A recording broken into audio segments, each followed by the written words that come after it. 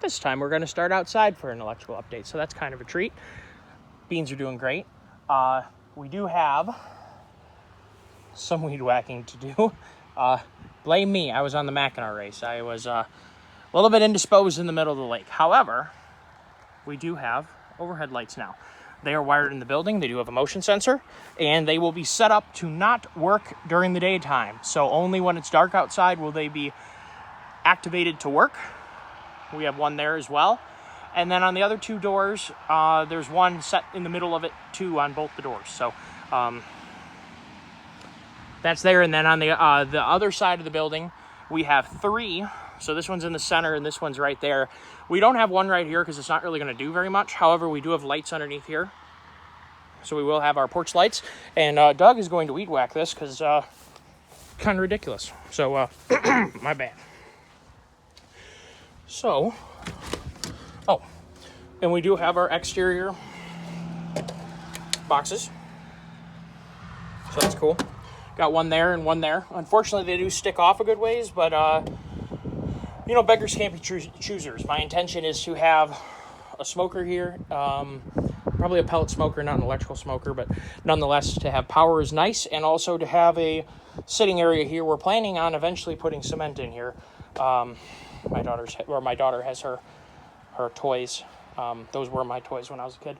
So, they say men don't give up toys; they just get more expensive. Well, those were my starter toys. Let there be light. We still do not have power coming into the building yet. We do, however, have light. These are LED lights. Maybe there's a box sitting around here, but they're not very big, but what they are is extremely bright. And we have, there's 3 rows, and let's see here. 1, 2, 3, 4, 5, 6, and then I think there's a 7th right there. So, there might even be 8. Hold on a second. 1, 2, 3, 4, 5, 6, 7, 8. 8 long. So, we've got 21 lights. Now, if I remember correctly, I think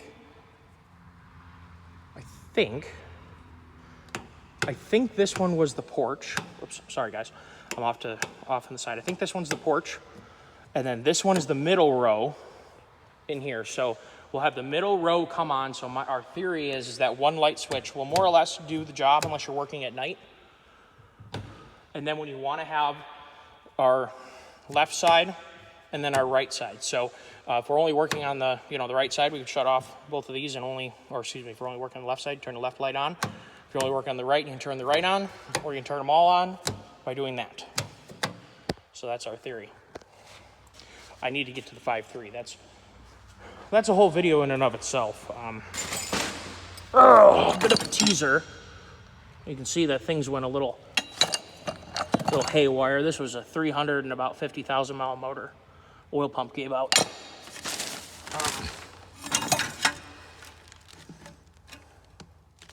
Nothing really clogged in there, but oil pump was just destroyed.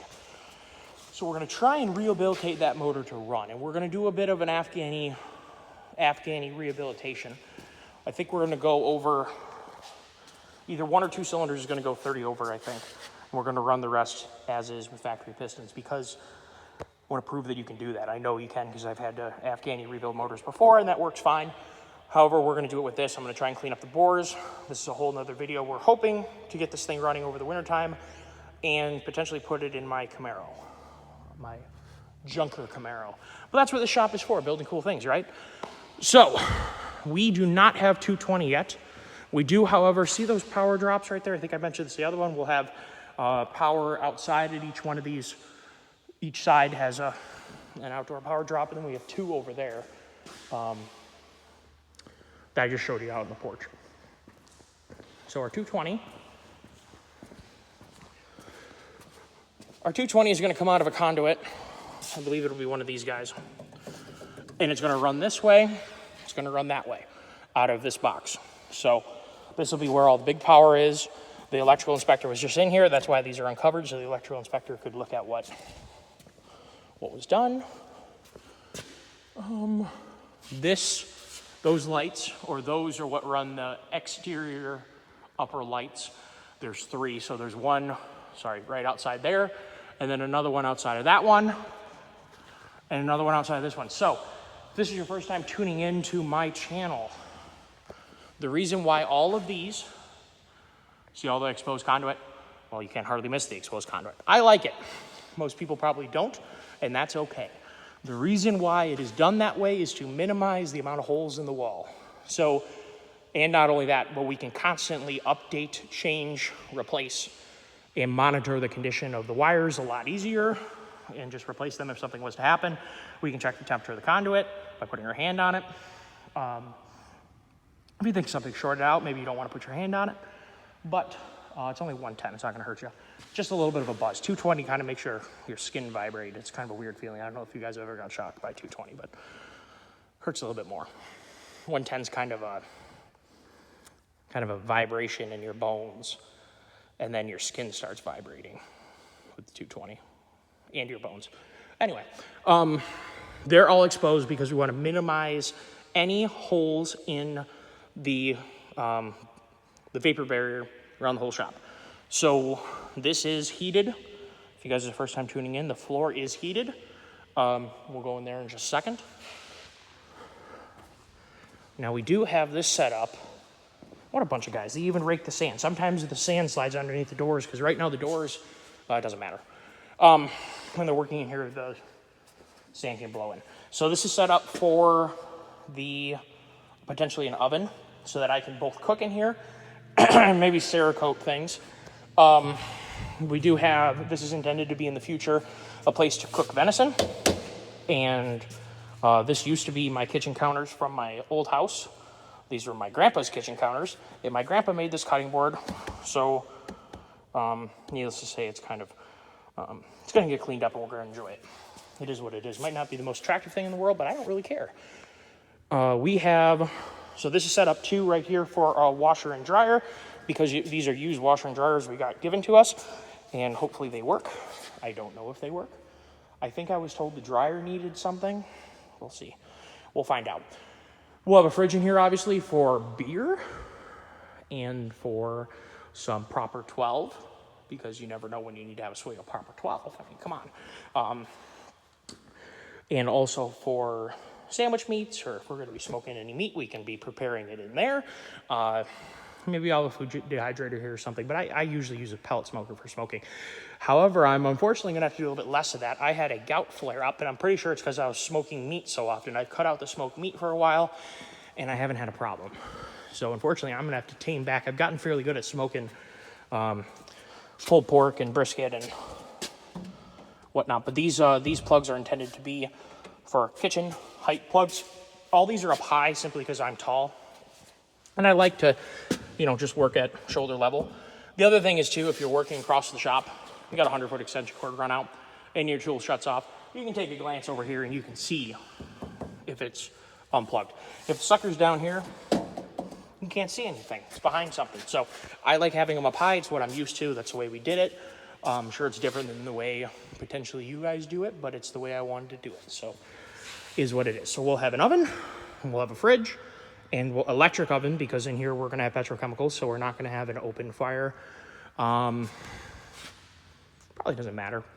But on the off chance, we had a case where someone dropped an adjustable wrench into it was a 5-gallon bucket of gasoline. He was changing a fuel pump.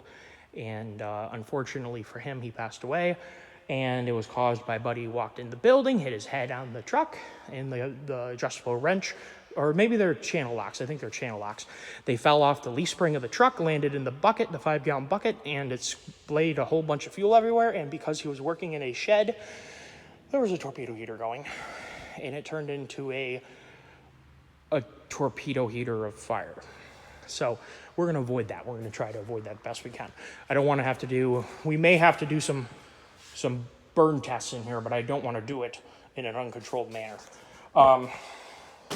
Toilet flange is in. That's a sink from my parents' old house, or from my parents' current house, and that's a really old sink, probably from the 1938, or actually their house I think was built in 28, whatever. It's an old sink, so that's gonna go here because I like it, and it's hefty, and it's cool.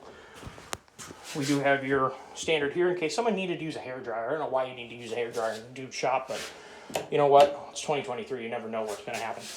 So that toilet is eventually going to go here. It's a used toilet. Came out of my parents' house when they updated their bathrooms. So be it.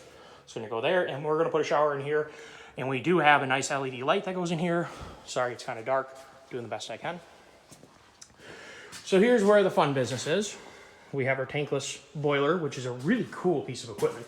I'm pretty jazzed about this. I'm going to try and move so we can get some light. And that amazing arrangement. It's really cool. Go back in some videos and you'll see what this all looks like laid out in the ground for the cement wedding. It's all in the playlist for the barn shop build.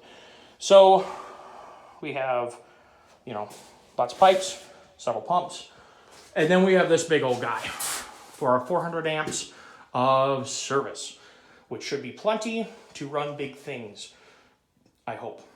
So hopefully we'll have no problem with TIG welder, MIG welder. Now this isn't a production facility, so it's not like we're going to be running it all at the same time. But I hope we won't have a problem doing that. So we gave them a load sheet and they built it all off that. So I'm hoping 400 amps is going to be enough. So it's a pretty sweet looking controller. And I'm sorry it's dark. As soon as we have light in here, I'll give you guys a lighted tour. But we have a big old lines coming in from, I buried that pipe with the Mini. So yeah, I buried the underground pipe with the Mini and they put that all in. That tank is for the coolant, for the floor, and that goes there. But they had to move it because they were putting in this conduit. And I had them just leave this. I figured it's already here. Can you guys see that? Here we go. We have these two really nice LED lights, but we also have an incandescent bulb because I like Thomas Edison. So we're going to leave that because I like Thomas Edison. I don't really care. He's a cool guy. He had a workshop here in the Thumb area, in Port Huron, is where he had a workshop. So that's pretty cool. Some really cool inventions occurred here, including some electric train stuff in that. So some really cool history in Michigan, especially manufacturing history. So anyway, our garage doors, they are normal-ish garage doors. I hope they work out okay. It was brought to my attention by another viewer, and thank you for commenting because I learned something. There's another type that actually hooks up to the jack shaft up there. In hindsight, I kind of wish we would have that. So we'll see how this works. That is a huge track, and I'm assuming it's a very powerful engine. I thought I saw it was a half horse. I think they're usually 1/3 horse. I feel like I saw on the thing it's half horse. I don't know. I can't see right now.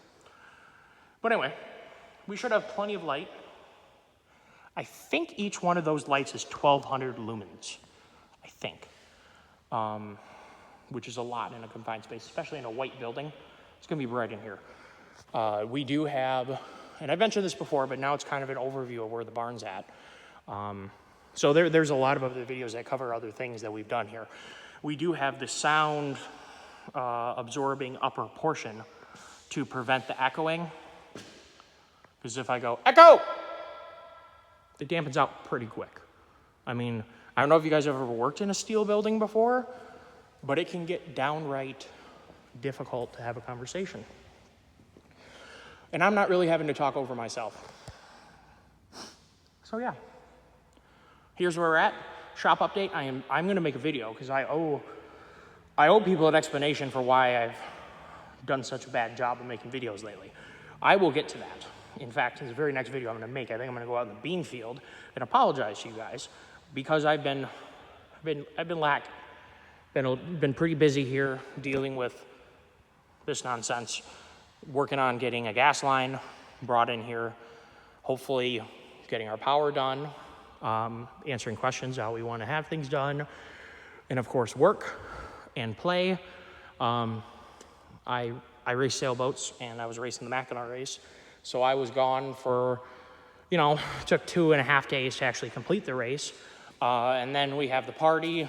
We had a party that day. We stayed an extra day because we wanted to actually enjoy something for once. And you know what? Where are we at? 14 minutes? Yeah, I think you guys can handle a little longer video. So we'll do it together, all right?